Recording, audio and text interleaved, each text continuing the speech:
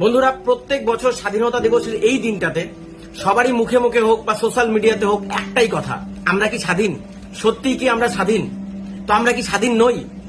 আমরা কি স্বাধীনভাবে বাঁচতে পারছি না? স্বাধীনভাবে কাজকর্ম করতে পারছি না? স্বাধীনভাবে চলাফেরা করতে পারছি না? দায়িত্ব কর্তব্য স্বাধীনভাবে পালন করতে পারছি না?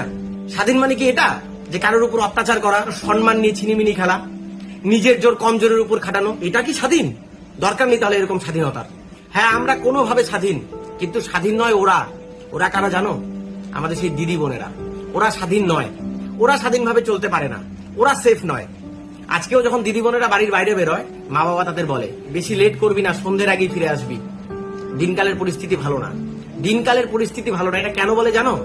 কারণ বাইরে কিছু মানুষরূপী হিংস্র জানোয়ার ঘোরাঘুরি করে, সেই জন্য এই কথাটা বলে। তো আমাদেরকে নিয়ে হয়তো মা বাবার চিন্তা হয়, আমাদের দিয়ে আমি ছেলেদের বোঝাচ্ছি, কিন্তু দিদি বোনেদের নিয়ে মা বাবার চিন্তার সাথে ভয়ও হয়। সেই মানুষরূপী হিংস্র জানোয়ারগুলো না তাদের উপর আক্রমণ করে, এই জন্যই ভয় হয়। তারা স্বাধীন নয়, তারা কোনোভাবেই সেফ নয়, তারা স্বাধীনভাবে চলাফেরা করতে পারে না, কাজ করতে পারে না, নিজের দায়িত্ব পালন করতে পারে না। আমাদের অসুবিধা হয় না কোনো, কিন্তু ওদের অসুবিধা হয়। তো প্রশ্নটা আমরা কি স্বাধীন এটা না করে প্রশ্নটা করো ওরা কি স্বাধীন এটা করো। তো মেয়েরা, তোমরা রাতের দখল নাও, গোটা শহর শঙ্খধ্বনিতে ভরিয়ে ফেলো, ইয়েস, জাস্টিস ফর হার।